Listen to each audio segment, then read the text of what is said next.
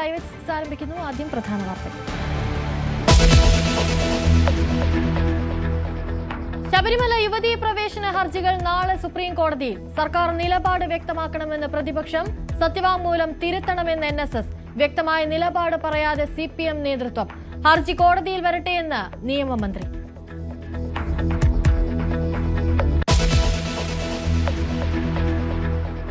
കൊളംബോയിലേക്ക് കണ്ണ് നട്ട് ക്രിക്കറ്റ് ലോകം. ഇന്ത്യ പാക് പോരാട്ടം രാത്രി 7-ന്. ആവേശത്തിൽ ആരാധകർ. മത്സരത്തിന് മഴ ഭീഷണി.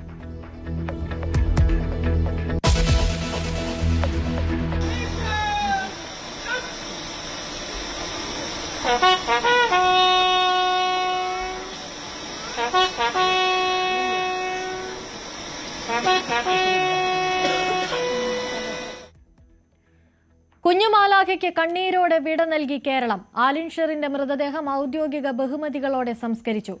നെടുങ്ങാടപ്പള്ളി സെന്റ് തോമസ് പള്ളി സെമിത്തേരിയിൽ അന്ത്യവിശ്രമം. ആലിൻ യാത്രയായത് 4 കുരുന്നുകൾക്ക് പുതുജീവൻ നൽകി.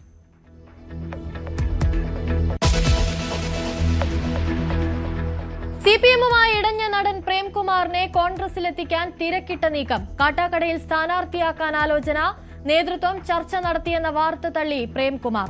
ചലച്ചിത്ര അക്കാദമിയിൽ നിന്ന് മാറ്റിയ നടപടിയിൽ ഇരട്ട നീതിയെന്നും വിമർശനം. ഇതൊക്കെ ഒരു സ്വാഭാവികമായ നടപടി എന്നൊക്കെ അദ്ദേഹം പറഞ്ഞാൽ അത് വിശ്വസിക്കുന്നവരുണ്ടാവും. പക്ഷെ എനിക്കത് വിശ്വസിക്കാൻ ബുദ്ധിമുട്ടുണ്ട്.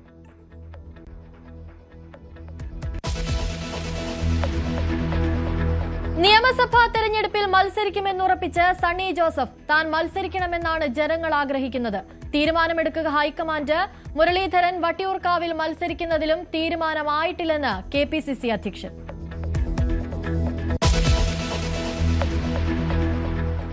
ഇൻഫ്ലുവൻസർ ചിന്നു പാപ്പുവിന് പിന്നാലെ ആൺ സുഹൃത്തും മരിച്ച നിലയിൽ. ജീവനൊടുക്കിയ നിലയിൽ കണ്ടെത്തിയത് കാസർഗോഡ് ചൌക്കി സ്വദേശി സന്ദേശിനെ. മൊബൈൽ ഫോൺ നൽകാത്തതിന് പാലക്കാട് 10 വയസ്സുകാരൻ ജീവനൊടുക്കി.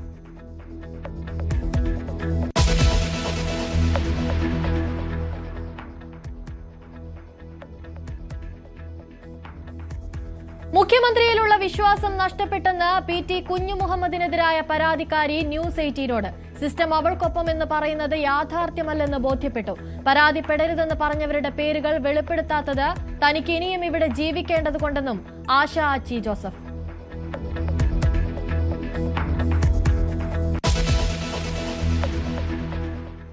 വാർത്തകൾ വിശദമായി നോക്കാം. ശബരിമല യുവതീ പ്രവേശന ഹർജി നാളെ സുപ്രീം കോടതി പരിഗണിക്കും. യുവതീ പ്രവേശനം ഉൾപ്പെടെ മതങ്ങളും സ്ത്രീകളുടെ അവകാശങ്ങളും സംബന്ധിച്ച വിവിധ ഹർജികളാണ് ചീഫ് ജസ്റ്റിസ് അധ്യക്ഷനായ ബെഞ്ച് പരിഗണിക്കുക. ഹർജി പരിഗണിക്കേണ്ട ഭരണഘടനാ ബെഞ്ച് രൂപീകരിക്കുന്നതിലും കേസിന്റെ വാദം എന്ന് തുടങ്ങണമെന്നതിലും തീരുമാനമുണ്ടായേക്കും. സുപ്രീം കോടതി കേസ് പരിഗണിക്കുമ്പോൾ യുവതീ പ്രവേശനത്തിൽ സർക്കാരിന് നിലപാട് വ്യക്തമാക്കേണ്ടി വരും. 2019 ശേഷം ആദ്യമായാണ് ശബരിമല യുവതീ പ്രവേശനവുമായി ബന്ധപ്പെട്ട കേസ് സുപ്രീം കോടതി പരിഗണിക്കുന്നത്. ശബരിമല യുവതീ പ്രവേശന ഹർജി സുപ്രീം കോടതി നാളെ പരിഗണിക്കാനിരിക്കെ വിഷയം സംസ്ഥാനത്ത് സജീവ രാഷ്ട്രീയ ചർച്ച. സർക്കാർ നിലപാട് വ്യക്തമാക്കണമെന്ന ആവശ്യവുമായി പ്രതിപക്ഷം രംഗത്തെത്തിക്കഴിഞ്ഞു. സർക്കാർ അഴകുഴമ്പൻ നിലപാട് അവസാനിപ്പിക്കണമെന്ന് പ്രതിപക്ഷ നേതാവ് VD സതീശൻ ആവശ്യപ്പെട്ടപ്പോൾ യുവതീ പ്രവേശനത്തിന് അനുകൂലമായ സത്യവാങ്മൂലം തിരുത്തുമെന്നാണ് പ്രതീക്ഷയെന്ന് NSS general secretary G. Sukumaran Nair പ്രതികരിച്ചു. ശബരിമല സ്ത്രീ പ്രവേശനത്തിനു വേണ്ടി ശക്തമായ നിലപാടാണ് ഒന്നാം പിണറായി സർക്കാർ എടുത്തത്. പക്ഷെ അതിൽ ശക്തിയായ പ്രതിഷേധം ഉണ്ടായതിനു ശേഷം പതുക്കെ അതിൽ നിന്ന് പിൻവലിഞ്ഞു. പിന്നീട് വീടുകളിൽ കയറി മാപ്പ് പറയുന്ന അവസ്ഥ വരെ ഉണ്ടായി. ഇപ്പോൾ ആഗോള അയ്യപ്പ സംഗമം നടത്തി എല്ലാത്തിൽ നിന്നും പിന്മാറുകയാണ് എന്നുള്ള രീതിയിൽ പ്രഖ്യാപിച്ചു. പക്ഷേ സുപ്രീം കോടതിയിൽ ഈ കേസ് വരുമ്പോൾ സർക്കാർ ഒരു അഫിഡവിറ്റ് കൊടുത്തിട്ടുണ്ട് നേരത്തെ. ആ അഫിഡവിറ്റ് മാറ്റി ഒരു അഫിഡവിറ്റ് കൊടുക്കാൻ ഗവൺമെൻറ് തയ്യാറുണ്ടോ എന്ന് മുഖ്യമന്ത്രി വ്യക്തമാക്കണം. ഇതിൽ ഒളിച്ചുകളി പറ്റില്ല, ഈ അഴകുഴമ്പൻ സമീപനം പറ്റില്ല. എന്താണ് നിലപാടെന്ന് കൃത്യമായിട്ട് പറയണം. അല്ല, സർക്കാർ അതിനുശേഷം കോടതിയിൽ ഇങ്ങനെ ഇത് ചെറിയ തീരുമാനമാകാതിരിക്കുമ്പോൾ തന്നെ സർക്കാർ യുവതീ പ്രവേശനം തടഞ്ഞു. പഴയ ആചാരങ്ങൾ സംരക്ഷിക്കണം. ഞങ്ങളുടെ ഉദ്ദേശം ഇതാ, പഴയ ആചാരാനുഷ്ഠാനങ്ങൾ സംരക്ഷിക്കാൻ വേണ്ടിയാണ് ഞങ്ങൾ നിലകൊള്ളുന്നത്. അപ്പോൾ അത് പഴയതുപോലെ ആക്കിക്കൊണ്ടുള്ള ഒരു അലിഖിതമായിട്ടാണെങ്കിലും ഒരു നല്ല നടപടിക്രമം ഗവൺമെൻറ് സ്വീകരിച്ചു. ഈ 6-7 കൊല്ലമായിട്ട് അങ്ങനെ നടന്നു പോവുകയാണ്. പക്ഷേ ഇതിപ്പം ഇവരെന്താണ് പറയാൻ പോകുന്നത്, അല്ലെ തീരുമാനം എന്താണെന്നോ നമുക്ക് നിശ്ചയിക്കാൻ ഒക്കില്ല. ഗവൺമെൻറ് എന്ത് നിലപാടെടുക്കും ഞങ്ങൾ അതിന് ബന്ധപ്പെട്ടിട്ടുമില്ല അവരുമായിട്ട്. അത് ഇടപെട്ടിട്ടുള്ളത് ശരിക്കും പറഞ്ഞാൽ NSS അല്ലേ ഉള്ളൂ. ഇതിനെതിരായിട്ട് രാഷ്ട്രീയ പാർട്ടികളൊന്നും ഇടപെട്ടിട്ടില്ലല്ലോ. ഗവൺമെൻറ്റുകൾ പോലും ഇടപെട്ടിട്ടില്ല. NSS ആ കേസ് കൊടുത്തിരിക്കുന്നത്. എന്നാൽ വിഷയത്തിൽ വ്യക്തത വരുത്താതെയാണ് സർക്കാരിന്റെയും CPM-ന്റെയും പ്രതികരണം. കോടതി കോടതി ഇത് നാളെ ഓർഡേഴ്സ് വയ്ക്കുന്നു. സ്വാഭാവികമായിട്ടും നമ്മൾ സാധാരണ നിലയിൽ പ്രതീക്ഷിക്കുന്നത് നേരത്തെ വിധി അടിസ്ഥാനത്തിൽ ഒരു ഭരണഘടനാ ബെഞ്ചാണല്ലോ കേൾക്കേണ്ടത്. ആ ബെഞ്ചിലേക്ക് വിടാനോ അല്ലെങ്കിൽ ആ ബെഞ്ച് രൂപീകരിക്കാനായിട്ട് ചീഫ് ജസ്റ്റിസിനാണ് സാധാരണ ബെഞ്ച് രൂപീകരിക്കുക. അതൊക്കെ വന്നിട്ട് ആ ബെഞ്ച് കേൾക്കുമ്പോൾ എന്തൊക്കെ പറയണമെന്ന് അവർ ആവശ്യപ്പെടുമ്പോൾ അപ്പോൾ നോക്കിയാൽ മതിയില്ലേ. അവിടെ വെള്ളം കാണുന്ന വെച്ച് ഇവിടെ നമ്മൾ മുണ്ട് മടക്കി കുത്തി പോകേണ്ട കാര്യമില്ലല്ലോ. കോടതി പറഞ്ഞ നിലപാടാണ്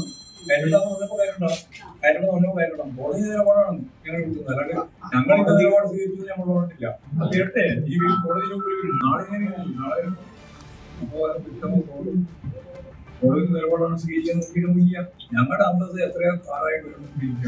ഞങ്ങളുടെ ഒരേ നിലപാട് സ്വീകരിച്ച് ജനാധിപത്യപരമായ അന്തസ്സാണ് ഞങ്ങളുടെ സ്വീകരിക്കുന്നത്. അല്ലാണ്ട് വേറെ അന്തസ് തോന്നിയിരിക്കും കൂടുതൽ അന്തസ്സൊന്നുമില്ല. ജനാധിപത്യ അന്തസ്, ആ അന്തസ് സർട്ടിഫിക്കറ്റാണ് CPM ഉൾപ്പെടെയുള്ള അടുത്ത. ശബരിമല യുവതീ പ്രവേശനത്തിൽ സർക്കാർ നിലപാട് കോടതിയിൽ പറയുമെന്ന് CPM സംസ്ഥാന സെക്രട്ടറി MV ഗോവിന്ദൻ. വിശ്വാസികളുടെ താൽപര്യവും ജനാധിപത്യവും സംരക്ഷിക്കേണ്ടതുണ്ട്. ജനാധിപത്യപരമായ അന്തസ്സ് ഉയർത്തിപ്പിടിക്കും. കോടതി പറഞ്ഞപ്പോഴാണ് യുവതികളെ കയറ്റിയത്. പാർട്ടി നിലപാട് പറയേണ്ടപ്പോൾ പറയും. സർക്കാർ കോടതിയിൽ പറയുന്ന കാര്യം തനിക്ക് പറയാനാവില്ലെന്നും ഗോവിന്ദൻ പറഞ്ഞു. കോടതി പറഞ്ഞ നിലപാടാണ് കോടതി നിലപാടാണ് ഞങ്ങൾ കിട്ടുന്നത്. അല്ലാണ്ട് ഞങ്ങൾ ഇന്ന നിലപാട് സ്വീകരിച്ചത് ഞങ്ങൾ പറഞ്ഞിട്ടില്ല. അത് കേട്ടെ ഈ കോടതി നാളെ കോടതി നിലപാടാണ് സ്വീകരിക്കാൻ നോക്കിയിട്ട് ഞങ്ങളുടെ അന്തസ് എത്രയോ കാലമായിട്ട് വരുന്നിരിക്കുക. ഞങ്ങളുടെ ഒരേ നിലപാട് സ്വീകരിച്ച് ജനാധിപത്യപരമായ അന്തസ്സാണ് ഞങ്ങളുടെ സ്വീകരിക്കുന്നത്. അല്ലാണ്ട് വേറെ അന്തസ് തോന്നിയിരിക്കും കൂടുതൽ അന്തസ്സൊന്നുമില്ല. ജനാധിപത്യ അന്തസ്, ആ അന്തസ് സർട്ടിഫിക്കറ്റാണ് CPM ഉൾപ്പെടെയുള്ള അടുത്ത. ശബരിമല അയ്യപ്പ സംഗമ വിവാദത്തിൽ കുറ്റവാളികളെ കണ്ടെത്തി ശിക്ഷിക്കണമെന്ന് NSS general secretary G Sukumaran Nair. കോടതിയും പോലീസും വിഷയത്തിൽ അന്വേഷണം നടത്തുന്നുണ്ട്. ദേവസ്വം ബോർഡ് അനാവശ്യമായി പണം ചെലവാക്കിയെന്ന് കണ്ടെത്തേണ്ടതുണ്ട്. ഇത് നിലവിൽ തെളിഞ്ഞിട്ടില്ലെന്നും സുകുമാരൻ നായർ പറഞ്ഞു.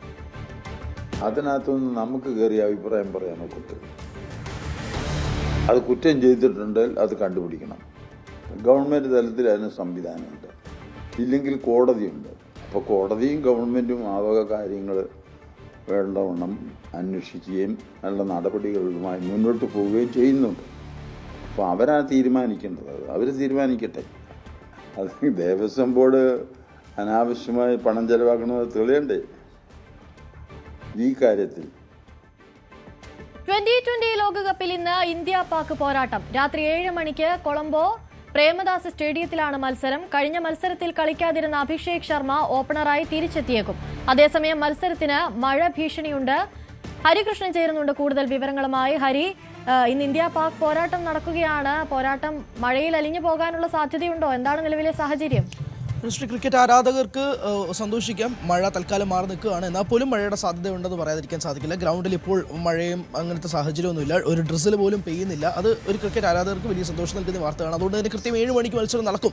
നിലവിൽ ഇങ്ങനെ തന്നെയാണ് കാലാവസ്ഥ പോകുന്നതെങ്കിൽ എന്നുള്ളതാണ്. സൂചിപ്പിച്ചതുപോലെ തന്നെ അഭിഷേക് ശർമ്മ ടീമിലേക്ക് തിരികെ എത്തുകയാണ്. ഒരു വലിയ ആഡ് ഓൺ ബൂസ്റ്റ് തന്നെയാണ്. T20 ലോകകപ്പിൽ 7-1 മുന്നിട്ട് നിൽക്കുകയാണ് ഇന്ത്യ. ഒരു കളി മാത്രം ജയിച്ചിരിക്കുന്ന പാകിസ്ഥാന് ഇത്തവണ ഒരു ചരിത്രം ഒന്ന് തിരുത്തി കുറിക്കാൻ സാധിച്ച് ഒരു 7-2 ആക്കാൻ വേണ്ടിയിട്ടാണ് പാകിസ്ഥാൻ ഇറങ്ങുന്നത്. നേരെ മറിച്ച് 8-1 ആക്കാൻ ഇന്ത്യയും. ഇന്ത്യയെ സംബന്ധിച്ചിടത്തോളം ഈ ഹസ്തദാനം അതാണ് ഏറ്റവും പ്രധാനപ്പെട്ട കാര്യം. നമുക്ക് അതിലേക്ക് തന്നെ ആദ്യം വരാം. ഹസ്തദാനം ഉണ്ടാവില്ല. അത് കൃത്യമായ ഒരു നിലപാട് അറിയിച്ചു കഴിഞ്ഞിരിക്കുന്നു. ടോസ് ഇപ്പോൾ ഏകദേശം ഒരു 15 മിനിറ്റിനുള്ളിൽ തന്നെ ടോസ് നടക്കും. ആ സമയത്ത് ഹസ്തദാനം നൽകാതെ സൽമാൻ അലി ആഗ എന്ന പാകിസ്ഥാൻ ക്യാപ്റ്റനും ഇന്ത്യൻ ക്യാപ്റ്റനായ സൂര്യകുമാർ യാദവും തമ്മിൽ പിരിയും എന്നതും കൂടി നമ്മൾ കാണാൻ പോവുകയാണ് ഒരു 15 മിനിറ്റിന് ശേഷം. എന്തായാലും ഹസ്തദാനം ഉണ്ടാവില്ല എന്നത് വ്യക്തമാക്കിയിരിക്കുന്നു. അതോടൊപ്പം തന്നെ ടീമിലേക്ക് വരുമ്പോഴേക്കും ഒരു എക്സ്ട്രാ സ്പിന്നർ വരാൻ സാധ്യതയുണ്ടോ? ഇന്ത്യൻ ടീമിനെ സംബന്ധിച്ചിടത്തോളം കുൽദീപ് യാദവും വരുൺ ചക്ര ചക്രവർത്തിയും ഒരുമിച്ച് കളിക്കുമോ എന്നൊരു ചോദ്യമുണ്ട്. വാഷിംഗ്ടൺ സുന്ദർ ടീമിൽ ഇടം പിടിക്കുമോ? ഒരുപാട് ചോദ്യങ്ങൾ അതിൽ നിൽക്കുകയാണ്. സഞ്ജു എന്തായാലും മാറി നിൽക്കാൻ പോവാണ്. നമീബിയക്കെതിരെ ഒറ്റ മത്സരമാണ് കളിച്ചത്. അതിനുശേഷം ഈ മത്സരത്തിൽ അഭിഷേക് വന്നതോടുകൂടി സഞ്ജു മാറി നിൽക്കുന്നു. പാകിസ്ഥാൻ ഏറ്റവും പ്രധാനപ്പെട്ട ട്രംപ് കാർഡ് എന്ന് പറയുന്നത് ഉസ്മാൻ താരിഖ് എന്ന സ്പിൻ ബോളറാണ്. ഉസ്മാൻ താരിഖിനെ കളിക്കാൻ വേണ്ടിയിട്ട് ഇന്ത്യൻ ടീമിൽ നല്ല പണികൾ നടക്കുന്നുണ്ട്, നല്ല ടാക്ടിക്സ് നടക്കുന്നുണ്ടായിട്ട് മനസ്സിലാവുന്നു. വാശിയേറിയ പോരാട്ടം. സാധാരണ ഒരു വൺ സൈഡഡ് ഗെയിമാണ് ഇന്ത്യ പാകിസ്ഥാൻ നടക്കാറുള്ളത് കുറച്ച് വർഷങ്ങളായിട്ട്. പക്ഷേ ഇത്തവണ പാകിസ്ഥാൻ ടീം നല്ല സെറ്റാണ്. ഒരുപക്ഷെ പാകിസ്ഥാന് ജയിക്കാൻ കഴിയുന്ന ഒരു ടീമായിട്ട് വേണമെങ്കിൽ പോലും വിളിക്കാം. പ്രേമദാസ സ്റ്റേഡിയത്തിലാണ് മത്സരം, കൊളംബോയിലാണ് മത്സരം. കൊളംബോയിൽ ശ്രീലങ്കയിലാണ് കഴിഞ്ഞ 2 മത്സരങ്ങളും പാകിസ്ഥാൻ കളിച്ചത്. അതുകൊണ്ട് തന്നെ പാകിസ്ഥാന് ഈ ഗ്രൗണ്ടുമായി ബന്ധപ്പെട്ട് കൃത്യമായ ധാരണയുണ്ട്. ഇന്ത്യ ആവട്ടെ ഈ T20 ലോകകപ്പിൽ ആദ്യമായിട്ട് ശ്രീലങ്കയിലേക്ക് വിമാനം ഇറങ്ങി വന്ന കാഴ്ചയും കൂടിയാണ്. ഒരുപക്ഷെ പാകിസ്ഥാനാണ് കുറച്ചുകൂടെ ഫേവറേറ്റ്സ് എന്ന് വിളിക്കാം. ഗ്രൗണ്ട് വലുതാണ്. അതുകൊണ്ട് തന്നെ ഒരു 160-180 ആദ്യത്തെ ഇന്നിങ്സ് സെറ്റ് ചെയ്യാൻ സാധിച്ചാൽ ഒരു നല്ല മത്സരം കാണാൻ സാധിക്കുമെന്നാണ് അഭിപ്രായം. അതുകൊണ്ട് ടോസ് കിട്ടുന്ന ടീം ബൗളിംഗ് തിരഞ്ഞെടുക്കാനാണ് സാധ്യത. പക്ഷേ ഡ്യൂ ഫാക്ടർ ഭയങ്കരമായിട്ടില്ല. അതുകൊണ്ട് ടോസ് വളരെ നിർണായകമാണ് എന്നതുകൂടി എടുത്ത് സൂചിപ്പിക്കേണ്ടിയിരിക്കുന്നു. എന്തായാലും ഹസ്തദാനം ഉണ്ടാവില്ല എന്നത് കാര്യം കൂടി വ്യക്തമാക്കുന്നതോടുകൂടി കുറച്ച് നിമിഷങ്ങൾക്കുള്ളിൽ തന്നെ ടോസ് ഉണ്ടാവും. 7 മണിക്കാണ് മത്സരം നടക്കാൻ പോകുന്നത്. ഒരു വാശിയേറിയ പോരാട്ടം തന്നെയാണ് ക്രിക്കറ്റ് ആരാധകർ പ്രതീക്ഷിക്കുന്നത്. അനുശ്രീ. ശരി, MS ഹരികൃഷ്ണനാണ് കൂടുതൽ വിവരങ്ങൾ. ആലിൻ ഷെറിന് വിട നൽകി കേരളം. സംസ്ഥാന സർക്കാരിന്റെ ഔദ്യോഗിക ബഹുമതികളോടെ നെടുങ്ങാടപ്പള്ളി സെന്റ് തോമസ് പള്ളിയിലായിരുന്നു ചടങ്ങുകൾ. 100 കണക്കിന് ആളുകളാണ് കുഞ്ഞു മാലാഖയ്ക്ക് അന്ത്യാഞ്ജലി അർപ്പിക്കാനെത്തിയത്. മന്ത്രിമാരായ VN വാസവൻ, സജി ചെറിയാൻ, വീണ ജോർജ്, കേന്ദ്രമന്ത്രി സുരേഷ് ഗോപി തുടങ്ങിയവർ കുഞ്ഞാലിന് ആദരം അർപ്പിച്ചു. 4 കുഞ്ഞുങ്ങളായി പുനർജനിച്ചു.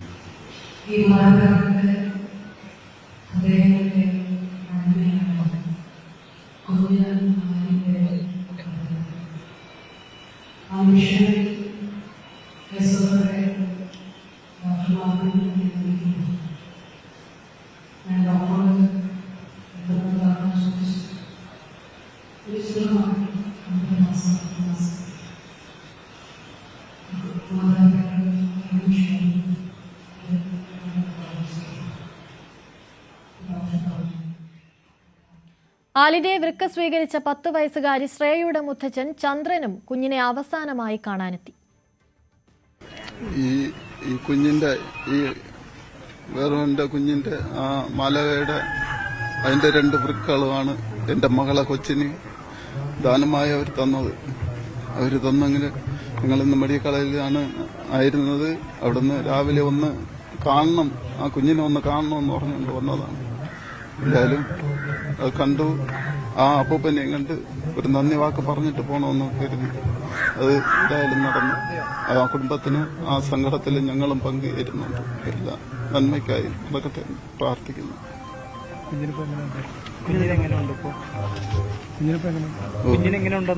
കുഞ്ഞിന് സുഖമായിട്ട് കിടക്കുന്നുണ്ട്. എല്ലാവരെയും കാരണമുണ്ട് അത് നടന്നു. ആ അപ്പൂപ്പനൊക്കെ നല്ല ആ TV കൂടി നല്ലത് പറഞ്ഞപ്പോൾ വന്നൊന്ന് കാണണമെന്ന് വിചാരിച്ച് അത് കണ്ട് മനസ്സിനൊരു വിഷമമാണ്. ചലച്ചിത്ര അക്കാദമി മുൻ ചെയർമാൻ പ്രേംകുമാറുമായി ചർച്ച നടത്തി കോൺഗ്രസ് നേതൃത്വം. പദവിയിൽ നിന്ന് മുന്നറിയിപ്പില്ലാതെ നീക്കിയതിൽ സർക്കാരുമായി ഇടഞ്ഞു നിൽക്കുന്ന പ്രേംകുമാറിനെ കാട്ടാക്കടയിൽ സ്ഥാനാർത്ഥിയാക്കാനാണ് കോൺഗ്രസ് നീക്കം. നാടാർ സമുദായ അംഗമായ പ്രേംകുമാറിന് കാട്ടാക്കടയിൽ ജയസാധ്യതയുണ്ടെന്നാണ് കോൺഗ്രസ് വിലയിരുത്തൽ. അതായത് നടൻ പ്രേംകുമാർ കഴിഞ്ഞ ദിവസമാണ് മാധ്യമങ്ങളിലൂടെ തൻ്റെ അമർഷം, അതായത് തന്നെ സ്ഥാനത്ത് നിന്ന് മാറ്റിയതിലുള്ള അമർഷം പരസ്യമാക്കിയത്. ആശാ സമരവേദിയിൽ താൻ ഐക്യദാർഢ്യം പ്രഖ്യാപിച്ചെത്തിയതാണ് തനിക്കെതിരായ നീക്കത്തിന് പിന്നിലെന്ന് അദ്ദേഹം തുറന്നു പറയുകയായിരുന്നു. അതിന് പിന്നാലെയാണ് അതിലെ രാഷ്ട്രീയമായ ഒരു സാഹചര്യം അത് അനുകൂലമാക്കി മാറ്റാനുള്ള ഒരു തന്ത്രപരമായ നീക്കം വളരെ വേഗത്തിൽ കോൺഗ്രസ് നേതൃത്വത്തിൻ്റെ ഭാഗത്തു നിന്നുണ്ടായതാണ്. അങ്ങനെയാണ് നടൻ പ്രേംകുമാറിനെ തിരുവനന്തപുരത്തെ ഒരു പ്രധാനപ്പെട്ട അല്ലെ കടുത്ത പോരാട്ടം നടക്കാൻ സാധ്യതയുള്ളൊരു മണ്ഡലത്തിൽ പരിഗണിച്ചാൽ എന്ത് എന്ന ഒരു ചർച്ച ഉയർന്നത്. ആ ചർച്ച ഏറ്റവും ഒടുവിൽ എത്തി നിൽക്കുന്നത് കാട്ടാക്കടയിലാണ്. കഴക്കൂട്ടം കാട്ടാക്കട ഇതിൽ ഏറ്റവും സാധ്യത കൽപ്പിക്കപ്പെടുന്നത് കാട്ടാക്കടയിലാണ് എന്നുള്ള സൂചനകളാണ് ലഭിക്കുന്നത്. അതിൽ പ്രധാനമായി നമുക്ക് ലഭിക്കുന്ന വിവരം അദ്ദേഹം ഒരു നാടാർ സമുദായത്തിൻ്റെ പിന്തുണ ഉറപ്പാക്കാൻ അദ്ദേഹത്തെ അവിടെ മത്സരിപ്പിക്കുന്നതിലൂടെ കഴിയും എന്നൊരു വലിയ പ്രതീക്ഷയുണ്ട് കോൺഗ്രസ് നേതൃത്വത്തിന്. അങ്ങനെയാണ് അനൗദ്യോഗികമായ ചില ചർച്ചകൾ നടത്തിയിരിക്കുന്നത്. ചില നേതാക്കൾ ഇടപെട്ടെന്നുള്ള സൂചനകളുണ്ട്. എന്തായാലും അദ്ദേഹം ഔദ്യോഗികമായി അതൊന്നും സ്ഥിരീകരിക്കുന്നില്ല. പക്ഷേ കോൺഗ്രസ് നേതൃത്വം പ്രേംകുമാർ ഇടഞ്ഞു നിൽക്കുന്ന ഈ സാഹചര്യം, ഇടത് നേതൃത്വവുമായി ഇടഞ്ഞു നിൽക്കുന്ന ഈ സാഹചര്യം രാഷ്ട്രീയമായി പ്രയോജനപ്പെടുത്തിയാൽ അത് നേട്ടമായി മാറുമെന്നൊരു വിലയിരുത്തലാണ് കോൺഗ്രസ് നേതൃത്വം. അതുകൊണ്ടാണ് പ്രേംകുമാറിനെ ഒപ്പം ചേർത്ത് നിർത്തിക്കൊണ്ട് കാട്ടാക്കടയിൽ അദ്ദേഹത്തെ മത്സരരംഗത്തേക്ക് ഇറക്കാനുള്ള സാധ്യതകൾ നേതൃത്വം ഇപ്പോൾ സജീവമായി ചർച്ച ചെയ്തുകൊണ്ടിരിക്കുന്നത്. ചലച്ചിത്ര അക്കാദമിയിൽ നിന്ന് മാറ്റിയത് സ്വാഭാവിക നടപടിയെന്ന് വിശ്വസിക്കാനാകില്ലെന്ന് നടൻ പ്രേംകുമാർ. മുന്നറിയിപ്പില്ലാതെയാണ് മാറ്റിയതെന്നും പ്രേംകുമാർ ആവർത്തിച്ചു. കോൺഗ്രസിലേക്ക് തന്നെ ക്ഷണിച്ചുകൊണ്ടുള്ള ഒരു ഔദ്യോഗിക ചർച്ചകളും നടന്നിട്ടില്ലെന്ന് പ്രേംകുമാർ പറഞ്ഞു. അപ്പോൾ ഇതൊക്കെ ഒരു സ്വാഭാവികമായ നടപടി എന്നൊക്കെ അദ്ദേഹം പറഞ്ഞാൽ അത് വിശ്വസിക്കുന്നവരുണ്ടാവും. പക്ഷേ എനിക്കത് വിശ്വസിക്കാൻ ബുദ്ധിമുട്ടുണ്ട്. കാരണം മറ്റെല്ലാ സാംസ്കാരിക സ്ഥാപനങ്ങളിലും ചില പുനഃസംഘടനകളൊക്കെ ഉണ്ടായോ എന്നെനിക്കറിയില്ല. പക്ഷെ ചെയർമാൻ സ്ഥാനത്ത് തൊട്ടു മുമ്പ് അക്കാഡമിയിൽ തന്നെ ഇരുന്ന മുൻ എനിക്ക് തൊട്ടു മുമ്പിരുന്നല്ല, അതിനൊക്കെ മുമ്പിരുന്നത് എത്രയാണ് അവരുടെയൊക്കെ ഒരു കാലാവധിയായിരുന്നു നിങ്ങൾ തിരക്കണ്ടേ. ഇന്ന് അടിയന്തര സാഹചര്യമാണ്. ഈ തലേ ദിവസം ഒരു മുന്നറിയിപ്പുമില്ലാതെ, ഞാൻ ഇന്നലെ പറഞ്ഞു, ഈ നിമിഷം വരെ ഒരു മുന്നറിയിപ്പ് എനിക്ക് കിട്ടിയിട്ടില്ലല്ലോ. നിയമസഭാ തെരഞ്ഞെടുപ്പിൽ മത്സരിക്കുമെന്നുറപ്പിച്ച് KPCC അധ്യക്ഷൻ സണ്ണി ജോസഫ്. താൻ മത്സരിക്കണമെന്നാണ് ജനങ്ങൾ ആഗ്രഹിക്കുന്നത്. തീരുമാനം ഹൈക്കമാൻഡ് എടുക്കും. K മുരളീധരൻ വട്ടിയൂർക്കാവിലാണോ മത്സരിക്കുകയെന്ന് തീരുമാനിച്ചിട്ടില്ലെന്നും സണ്ണി ജോസഫ് പ്രതികരിച്ചു. അത് ഹൈക്കമാൻഡാണ് തീരുമാനിക്കേണ്ടത്. സ്ഥാനാർത്ഥികളെ സംബന്ധിച്ച് ഹൈക്കമാൻഡാണ് അന്തിമമായിട്ട് തീരുമാനിക്കുന്നത്. ജനങ്ങൾ എന്നോട് പറയുന്നുണ്ട് പാർട്ടിയാണ് തീരുമാനിക്കേണ്ടത്. പാർട്ടി പറയുന്നത് അംഗീകരിക്കും. അത് പാർട്ടി ഹൈക്കമാൻഡാണ് അന്തിമ തീരുമാനം എടുക്കേണ്ടത്. അത് തീരുമാനം ഫൈനലായിട്ടില്ല. പൊതുയോഗ യാത്രയ്ക്കിടെ പ്രസംഗത്തിന് ക്ഷണിച്ച ശേഷം പടക്കം പൊട്ടിച്ചതിന് ക്ഷുഭിതനായി VD സതീശൻ. സ്റ്റേജിൽ നിന്ന് നേതാക്കളോടാണ് സതീശൻ ക്ഷുഭിതനായത്.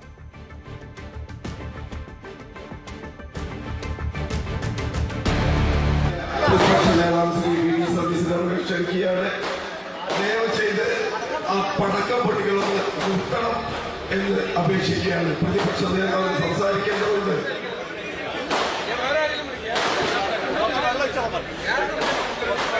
ഈ ഫ്രണ്ടിൽ കൂടി നിൽക്കുന്ന ആളുകളൊന്ന് മാറിക്കൊടുക്കുക. ആ പടക്കം പൊട്ടിക്കലൊന്ന് നിർത്തണം. ഇനി പുതിയ പടക്കം പൊട്ടിക്കരുത്. വളരെ നിർബന്ധമായി പറയുന്നു, പടക്കം പൊട്ടിക്കൽ നിർത്തണം. വീഡിയോ ബിനീഷ് കോടിയേരിയാണ് ഫേസ്ബുക്കിൽ പങ്കുവച്ചത്. പടക്കം പൊട്ടിച്ച് നേതാവിനെ ഉഷാറാക്കാൻ നോക്കിയ അണികൾക്ക് കിട്ടിയത് സതീഷ് ചേട്ടന്റെ വക 8ന്റെ പണിയെന്നാണ് പരിഹാസം. പാലായിൽ മത്സരിക്കാൻ ജോസ് K മാണിക്ക് ഭയമെന്ന് ബിനു പുളിക്കക്കണ്ടം. പരാജയം ഒഴിവാക്കാൻ മത്സരരംഗത്ത് നിന്ന് പിന്മാറാനാണ് ശ്രമമെന്നും വിമർശനം.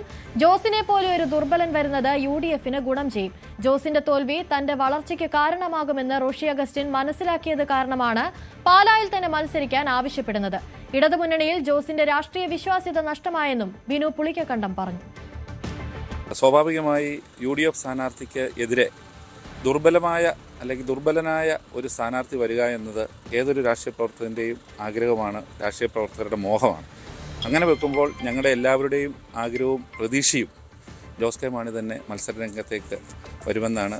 ഒരുപക്ഷെ ഞങ്ങളുടെ പ്രതീക്ഷകൾ കാക്കം കൂട്ടുന്ന രീതിയിലുള്ള പ്രവർത്തനങ്ങൾ കേരള കോൺഗ്രസിൻ്റെ രണ്ടാമനായ റോഷി അഗസ്റ്റിൻ്റെ ഭാഗത്തു നിന്നുണ്ടായത് ഞങ്ങൾക്ക് വലിയ പ്രതീക്ഷയും ആശ്വാസം നൽകുന്നൊരു കാര്യമാണ്.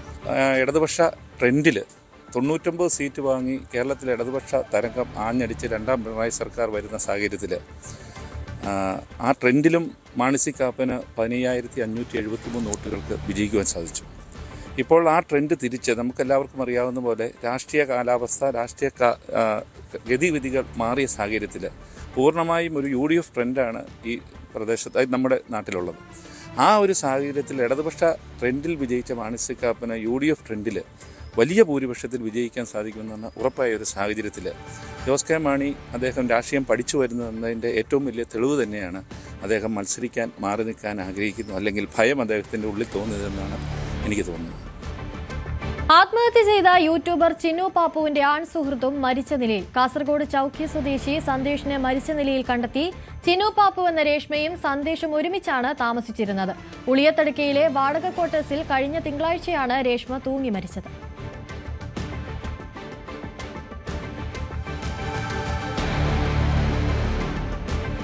തിരുവനന്തപുരം മാൾ ഓഫ് ട്രാവൻകൂറിലെ സംഘർഷത്തിൽ പോലീസ് ഉദ്യോഗസ്ഥനും വിദ്യാർത്ഥികൾക്കുമെതിരെ കേസ്. പോലീസ് ഉദ്യോഗസ്ഥൻ മിഥുൻ റോയ് ജാമ്യമില്ലാ കുറ്റം ചുമത്തിയപ്പോൾ SFI പ്രവർത്തകർക്കെതിരെ ജാമ്യം ലഭിക്കാവുന്ന വകുപ്പാണ് ചുമത്തിയിരിക്കുന്നത്. ഇതിൽ പോലീസ് സേനയിൽ കടുത്ത അമർഷമുണ്ട്. എതിർപ്പ് പരസ്യമായതോടെ പോലീസ് ഉദ്യോഗസ്ഥനെതിരെ എടുത്ത കേസ് റദ്ദാക്കാൻ സിറ്റി പോലീസ് കമ്മീഷണർ നിർദ്ദേശം നൽകി.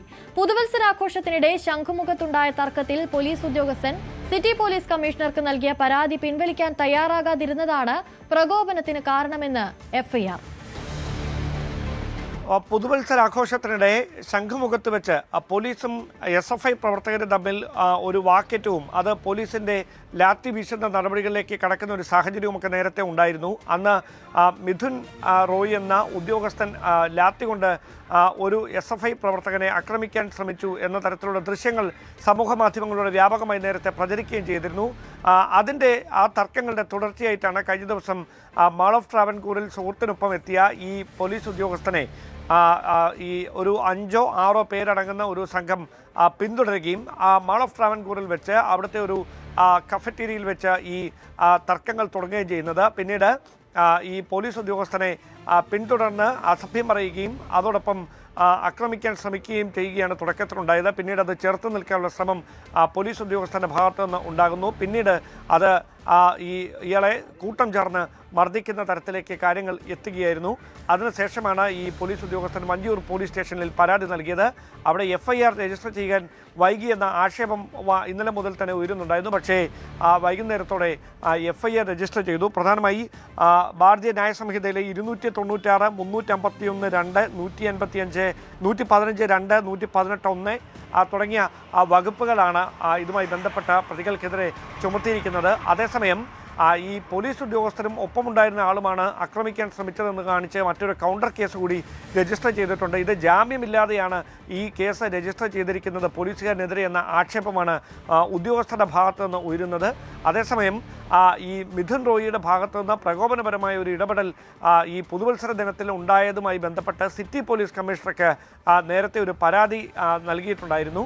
ആ പരാതി ഒത്തുതീർപ്പാക്കാൻ മിഥുൻ തയ്യാറാകാതിരുന്നതാണ് ഈ യുവാക്കളെ പ്രകോപിപ്പിച്ചതെന്നും ആ പ്രകോപനത്തെ തുടർന്നാണ് ഇവർ കൂട്ടം ചേർന്ന് ഇയാളെ മർദ്ദിക്കുന്ന ഒരു സാഹചര്യം മാൾ ഓഫ് ട്രാവൻകൂറിൽ വെച്ച് ഉണ്ടായതെന്നുമുള്ള വിവരങ്ങളാണ് പോലീസിൻ്റെ ഭാഗത്ത് നിന്ന് ഇപ്പോൾ ലഭിക്കുന്നത്. എന്തായാലും വിശദമായ അന്വേഷണം നടക്കുന്നുണ്ട്. ഈ ദൃശ്യങ്ങൾ വലിയ തരത്തിൽ സമൂഹ മാധ്യമങ്ങളിലൂടെ അടക്കം ഈ മർദ്ദന ദൃശ്യങ്ങൾ പ്രചരിക്കുന്ന ഒരു സാഹചര്യമുണ്ട്. അങ്ങനെ ഒരു പശ്ചാത്തലത്തിൽ ഇങ്ങനെയൊരു തർക്കത്തിലേക്ക് നയിക്കാനിടയായ സാഹചര്യം എന്താണെന്ന് പരിശോധിക്കാനായി പോലീസ് വിശദമായ അന്വേഷണം ആരംഭിച്ചിട്ടുണ്ട്. അതേസമയം ഈ മിഥുൻ റോയ് എന്ന പോലീസ് ഉദ്യോഗസ്ഥനെതിരെ ജാമ്യമില്ലാ വകുപ്പ് ചുമത്തി കേസ് രജിസ്റ്റർ ചെയ്തെന്ന് ഉന്നയിച്ചുകൊണ്ട് പോലീസ് സംഘടനകൾക്കിടയിൽ തന്നെ വലിയൊരു ആക്ഷേപം ഉയർന്നു വരുന്ന സാഹചര്യമുണ്ട് നിലവിൽ.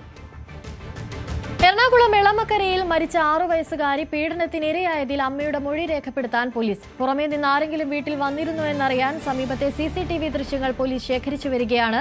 കഴിഞ്ഞ 1 വർഷമായി കുഞ്ഞ് പീഡനത്തിനിരയായിരുന്നുവെന്നാണ് പോസ്റ്റ്മോർട്ടം റിപ്പോർട്ടിലെ കണ്ടെത്തൽ. മരണത്തിന് മണിക്കൂറുകൾക്ക് മുൻപും പീഡനത്തിനിരയായിരുന്നതായും പോസ്റ്റ്മോർട്ടം റിപ്പോർട്ടിൽ വ്യക്തമാക്കിയിരുന്നു. അതിക്രമത്തെക്കുറിച്ച് അറിയില്ലെന്നാണ് അമ്മ നേരത്തെ വ്യക്തമാക്കിയിരുന്നത്. കഴിഞ്ഞ മാസം 16-നാണ് എളമക്കരയിലെ വീട്ടിൽ അച്ഛനെയും മകളെയും മരിച്ച നിലയിൽ കണ്ടെത്തിയത്. തിരുവനന്തപുരം പാങ്ങോട് സൈനിക കേന്ദ്രത്തിൽ നിന്ന് ആനക്കൊമ്പുകൾ നഷ്ടമായതിനു പിന്നിൽ ക്യാമ്പിലുള്ളവർ തന്നെയാകാമെന്ന സാധ്യത തേടി പോലീസ്. സൈനിക ഉദ്യോഗസ്ഥരെ കേന്ദ്രീകരിച്ച് അന്വേഷണം പുരോഗമിക്കുകയാണ്. കവർച്ചയിൽ പങ്കുണ്ടെന്ന് സംശയിക്കുന്ന 5 പേരെ ചോദ്യം ചെയ്തു. വിരലടയാളം ഉൾപ്പെടെ നിർണായകമായ വിവരങ്ങൾ പോലീസ് ലഭിച്ചിട്ടുണ്ട്. സൈനികർക്ക് പുറമെ കരാറടിസ്ഥാനത്തിൽ ജോലി ചെയ്യുന്നവരെയും ഓഫീസ് മെസ് ജീവനക്കാരെയുമെല്ലാം ചോദ്യം ചെയ്തു. സൈനിക കേന്ദ്രത്തിലെ മദ്രാസ് റെജിമെന്റിലെ ഓഫീസേഴ്സ് മിസിൽ DJ പാർട്ടിക്കിടെയായിരുന്നു മോഷണം. 100 കിലോയോളം ഭാരമുള്ള ആനക്കൊമ്പ് അകത്തുനിന്നുള്ളവരുടെ സഹായമില്ലാതെ ആർക്കും കൊണ്ടുപോകാനാകില്ലെന്ന് പോലീസ് പറയുന്നു. ഇന്ന് മഹാശിവരാത്രിയാണ്. സംസ്ഥാനത്തെ ശിവക്ഷേത്രങ്ങളിലെല്ലാം ദർശനത്തിന് വലിയ തിരക്കാണ് അനുഭവപ്പെട്ടത്. ആലുവ മണപ്പുറത്ത് ബലിതർപ്പണ ചടങ്ങുകൾക്ക് ഔദ്യോഗികമായി തുടക്കം കുറിക്കുക രാത്രിയാണെങ്കിലും പുലർച്ചെ മുതൽ തന്നെ ആളുകൾ എത്തിത്തുടങ്ങി. നാളെ ഉച്ചവരെ ആയിരങ്ങൾ തർപ്പണം നടത്തും. കേരളത്തിൽ വീണ്ടും കർഷക ആത്മഹത്യ. കണ്ണൂരിൽ കടബാധ്യത കാരണം കർഷകൻ ആത്മഹത്യ ചെയ്തു. ചെറുപുഴ സ്വദേശി ഏലിയ സമ്പാട്ടാണ് മരിച്ചത്. കീടനാശിനി കുടിച്ച് ചികിത്സയിലിരിക്കെ ഇന്ന് പുലർച്ചെയായിരുന്നു മരണം. മുഖ്യമന്ത്രിയിൽ നിന്ന് മികച്ച കർഷകനുള്ള അവാർഡ് ഏറ്റുവാങ്ങിയ ആളാണ് ഏലിയ സമ്പാട്ട്. പാട്ടത്തിന് സ്ഥലമെടുത്ത് കൃഷി ചെയ്തിരുന്ന ഇദ്ദേഹം കാർഷിക വിളകൾക്ക് ആവശ്യമായ വില ലഭിക്കാത്തത് കാരണം പ്രതിസന്ധിയിലായിരുന്നു. സർക്കാരിൽ നിന്ന് ആനുകൂല്യങ്ങളും ലഭിച്ചിരുന്നില്ലെന്ന് നാട്ടുകാർ പറയുന്നു. CSI ദക്ഷിണ കേരള മഹാ ഇടവകയുടെ ബിഷപ്പ് തെരഞ്ഞെടുപ്പിൽ ഔദ്യോഗിക പാനലിന് സമ്പൂർണ്ണ ജയം. മത്സരിച്ച 10 വൈദികരിൽ വിജയിച്ച 4 പേരും TT പ്രവീൺ പക്ഷത്തുള്ളവരാണ്. Reverend doctor Princeton Ben, reverend doctor AP crystal Jayaraj, reverend doctor J Jayaraj, reverend LJ സാംചീസ് എന്നിവർ അന്തിമ പാലനത്തിലെ തെരഞ്ഞെടുക്കപ്പെട്ടു. ഇവരിൽ നിന്നൊരാളെയാണ് ദക്ഷിണ കേരള മഹാ ഇടവകയുടെ ബിഷപ്പായി നിയമിക്കുക. മാർച്ച് 20 മുൻപ് പുതിയ ബിഷപ്പിന്റെ സ്ഥാനാരോഹണം ഉണ്ടാകും. എറണാകുളം മൂവാറ്റുപുഴ കൂത്താട്ടുകുളം MC റോഡിൽ ഓടിക്കൊണ്ടിരുന്ന കാറിന് തീപിടിച്ച അപകടം. യാത്രക്കാർക്ക് ആർക്കും പരിക്കേറ്റിട്ടില്ല. ഇന്ന് പുലർച്ചെ 6:30 സംഭവം. നെടുമ്പാശ്ശേരി വിമാനത്താവളത്തിലേക്ക് പോവുകയായിരുന്ന മുണ്ടക്കയം സ്വദേശികളായ ജോമോനും ഭാര്യയും 2 മക്കളും സഞ്ചരിച്ചിരുന്ന കാറാണ് അപകടത്തിൽപ്പെട്ടത്. വാഹനത്തിൽ നിന്ന് പുക ഉയരുന്ന കണ്ട ഉടൻ ഇവർ പുറത്തേക്കിറങ്ങി രക്ഷപ്പെട്ടു. മൂവാറ്റുപുഴ ഫയർഫോഴ്സാണ് തീയണച്ചത്. ബംഗ്ലാദേശിൽ താരിഖ് റഹ്മാൻ സർക്കാരിന്റെ സത്യപ്രതിജ്ഞ ചടങ്ങ് ചൊവ്വാഴ്ച. India Pak പ്രധാനമന്ത്രിമാരെ ക്ഷണിച്ച Bangladesh national party Narendra Modi പങ്കെടുക്കില്ല. അതേസമയം രാജ്യ താൽപര്യങ്ങൾ മുൻനിർത്തിയാകും ബംഗ്ലാദേശിന്റെ വിദേശ നയമെന്ന് താരിഖ് റഹ്മാൻ മാധ്യമങ്ങളോട് പ്രതികരിച്ചു.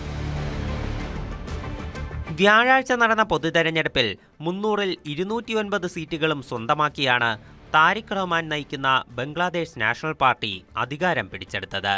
ചൊവ്വാഴ്ചയാണ് സത്യപ്രതിജ്ഞാ ചടങ്ങ്. ചടങ്ങിലേക്ക് ഇന്ത്യ പാക് പ്രധാനമന്ത്രിമാരെയും ചൈനീസ് പ്രസിഡന്റിനെയും ക്ഷണിച്ചിട്ടുണ്ട്. സാർക്ക് രാജ്യങ്ങളുടെ സാന്നിധ്യം ഉറപ്പിക്കുകയാണ് ലക്ഷ്യം.